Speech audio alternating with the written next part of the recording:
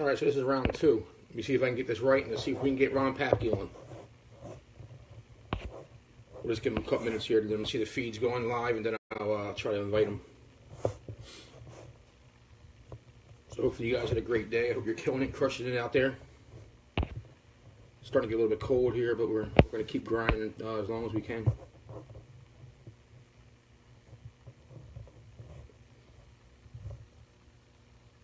There you got Ron. Let's add him. Let's send him a. See if we can get him on.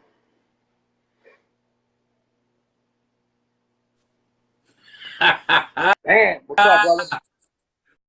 What's going on, my man? Yeah, tonight. Yeah, I think I just killed the feed. Hold on, there you go. Working hard? Oh man, I'm hardly working. I'm sitting here talking in front of a phone, man. That's not working hard. So anyway, dude, you killed it in Kentucky, brother. And you know, I've been friends with you for a little while, so I kind of already knew what you were doing with your customers as far as customer service. But when I heard you were going to be speaking there, I told these guys, I'm like, Ron's going to bring fire. He's going to bring some. He's going to bring some stuff. He's passionate, man. He's got passion. And he's going to bring it. He brought it. Right. They love you, brother. They love you. So it looks like I'll be speaking in Las Vegas in February. I heard. Awesome. You going there? I'll be there.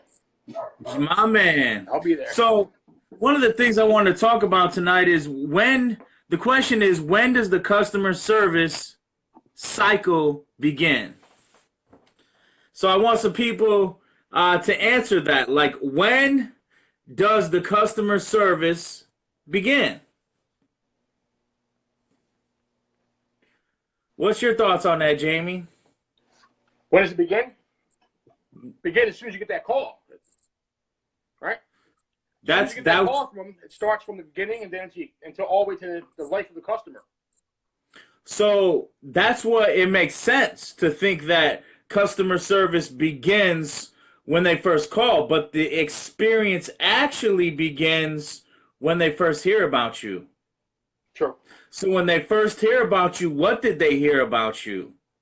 And how did the person, it's one thing for somebody to say, well, call Jamie, he does a good job. But it's another thing to say, call Jamie, don't call anybody else, Jamie's your guy. It's two different things, right? Two different things, exactly. So when somebody hears, call Jamie, he's our guy, we love him, they're going to be all fired up. Now, because you left that other customer with such a high spirit, they told their friends with enthusiasm, Jamie's my guy. Now, we want to ride on that coattail of enthusiasm. So the customer service begins when they first hear about us. Does that make sense? Makes sense. That makes sense.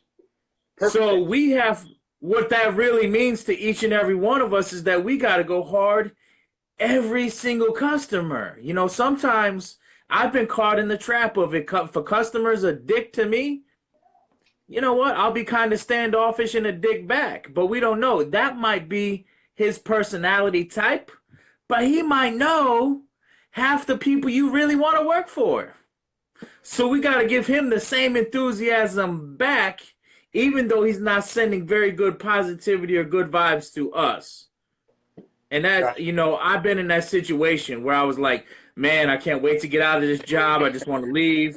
This guy's a prick, and, that person wound up telling 10 people about you. Yeah, we've all been there. We've all been there. Yeah. Definitely. So Jerry said it begins with the plan of the first impression. So he's got an idea what we're trying to get to tonight. We're getting to it begins on how people hear about you. If they never heard about you and they looked it up on the internet and you had a bunch of good reviews, that's one thing. But when their best friend tells them, hey, call Jamie, that's a whole nother thing. And then when they say call Jamie and that's not good enough, but they look you up on Google and see, hey, this guy has the most reviews in the area, and the reviews this guy got are recent and they're powerful. You know what? I'm already a fan of this guy, and I haven't even talked to him yet.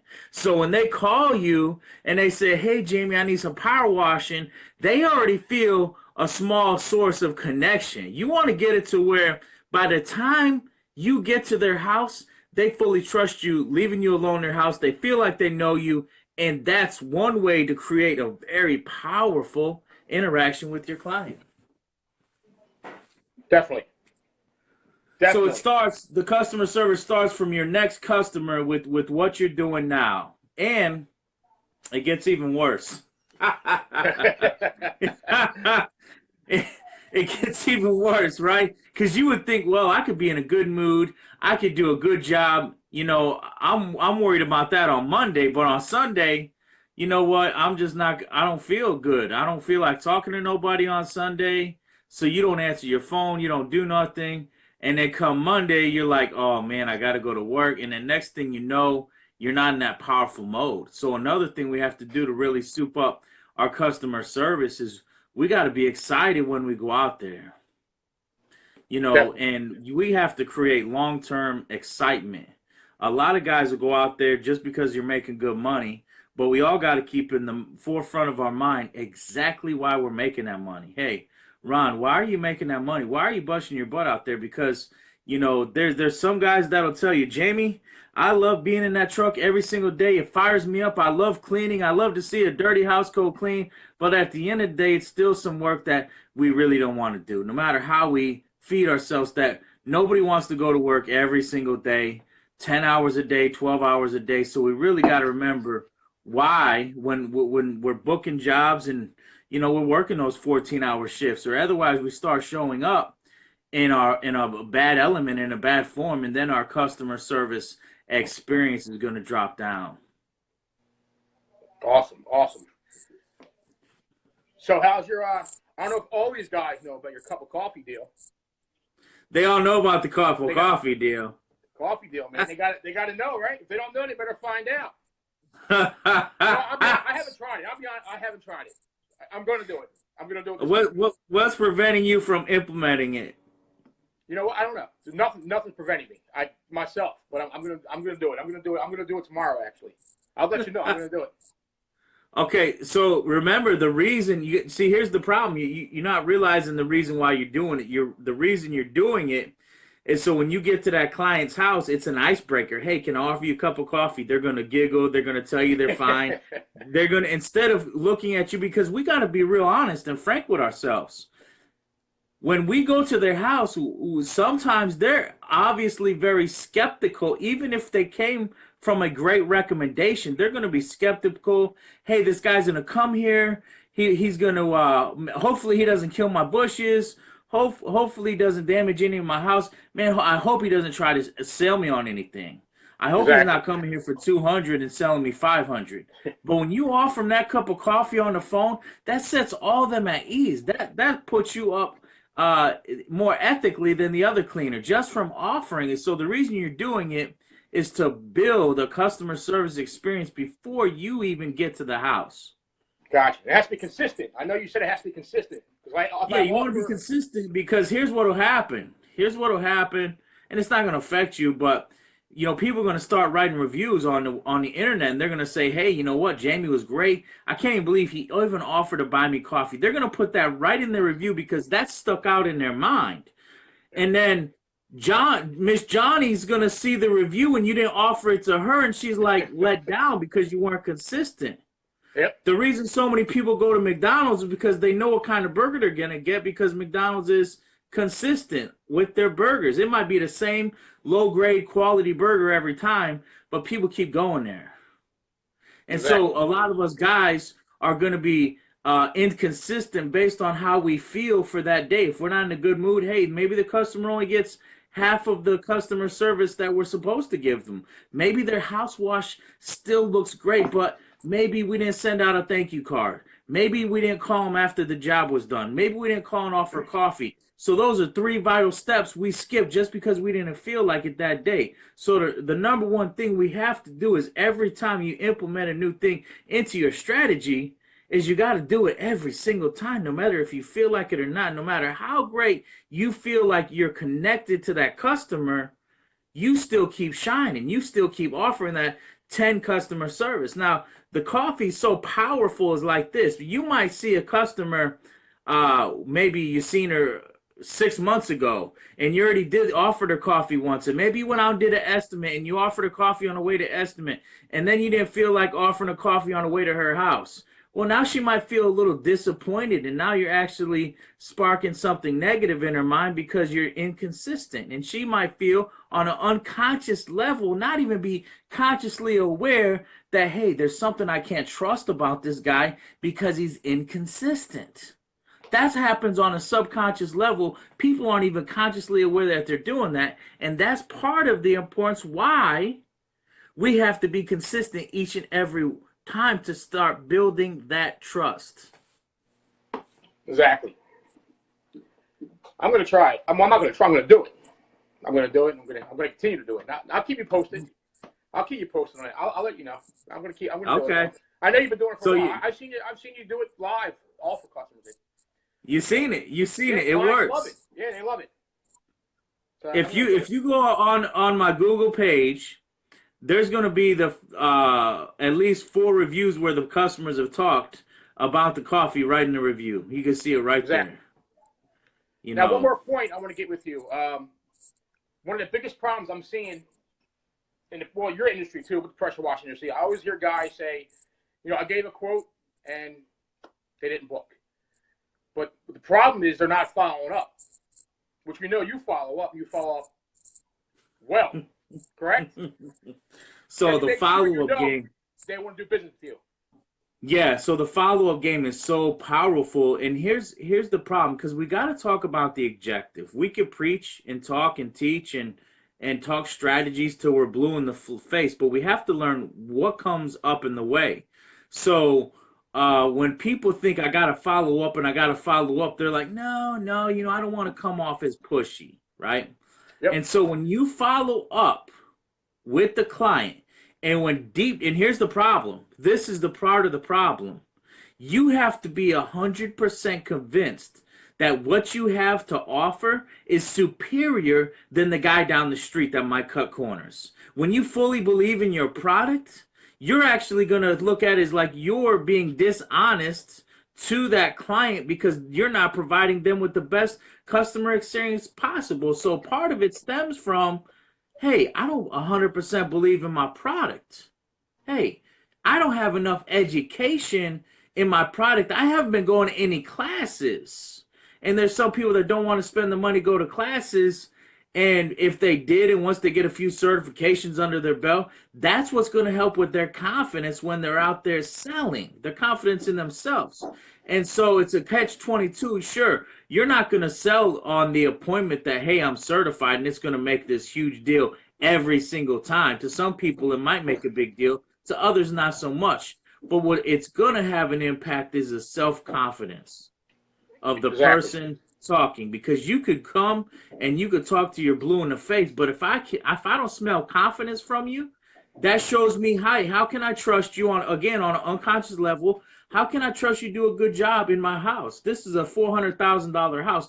I'm not just going to let any power wash it. Now, when you came to do your estimate, I also noticed you weren't looking me in the eyes when you're talking to me. Is there a problem with that? Is you don't trust people? What's going on? The reason you're not looking me in the eyes is because you don't have that high self-esteem in yourself and in your business. So body language is powerful when you're giving a quote. And so we're looking people in the eyes and communicating without stuttering and hesitating and all that other kind of stuff. That's what's really going to propel you to go and close in every single deal that comes in. It's never about the price. A lot of guys make it seem like it's about the price. And the problem is, and I'll tell you exactly what the problem is. The problem is us men, we want to go around thinking we're King Kong. We're the best in the industry and all this kind of jazz. And I don't need to do anything different. And I don't need to do anything better. And we go around and we pump our chest and all this stuff. Well, the truth of the matter is, you might know how to power wash a house, but you don't know how to talk to the customer. And so when you say, well, they went with a cheaper customer, they went with somebody cheaper, maybe they didn't. Maybe they went with somebody, maybe even the cheaper guy had more confidence in his product than you did. So self-confidence and awareness brings a huge part of the customer service trifecta. And people honestly push it to the wayside. They're like, because they're so fixated that everything's based on price. And when you believe that, that's the biggest lie ever told. Awesome. Awesome. So, yeah, great stuff again, man. So how did you like your first UMCC show? You know, it was good. Right? I liked it a lot. It was great. There was a lot of good people there, eager to learn, eager to really talk to one another. That was a great experience. And that was a regional. That was a regional event. Okay. It was a big turnout. Wait till you get to a national. Like Orlando. Yeah, I think. Huge, man. Huge. Yeah. So much education. I seen you. You seen DJ Carroll. He went right before you, right? Yeah. He's got fire just like you. That's right. Yeah, he's got fire, man. He brings it. You bring it. It is what it is. Yep. Awesome stuff, though. So I guess you guys are, well, a lot of us power washers starting to wind down a little bit. You know, with the winter. Yeah. So I do dryer events too. I guess you know I do dryer events. That's why I was trying to tell these guys, get to the dryer event game. It's easy to learn, and you make decent money, especially in the wintertime. Yeah. Or I would say if they didn't have to work and make extra money, it now would be a really good time to sit down and focus.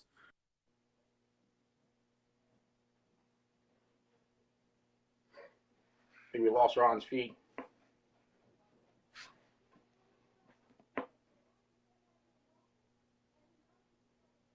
Yep, he froze on us. Let's see if we can get him back up.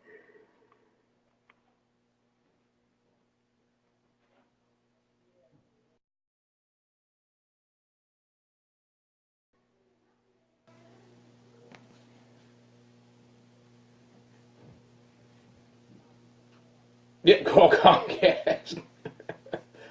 Crazy, Lucas. Let me see. We might have lost him completely. I don't see him on the live view. Let me see. If he pops back up, we'll get him back in. If not, he brought some great stuff as usual. I mean, he's an awesome dude. He's got a lot of passion, man, for this. The industry. He's been doing it a while also.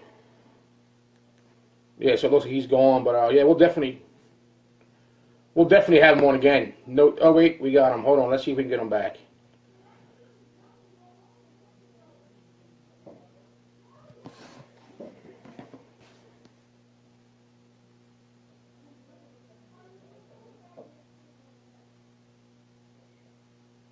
All right, we got an invite going to him. Let's see if we can get him back up.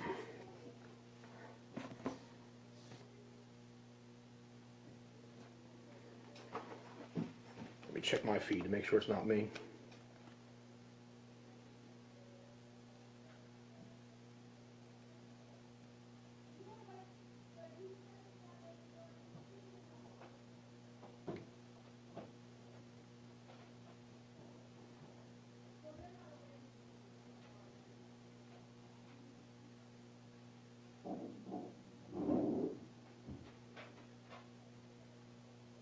Yeah, what's up, Don? Yeah, he's great, man. He's a good dude. I think we lost him now. It doesn't look we had the feed up. So, all right, that was cool. He brought some great stuff, and we'll see him again. All right, guys, have a great night, and remember, keep going.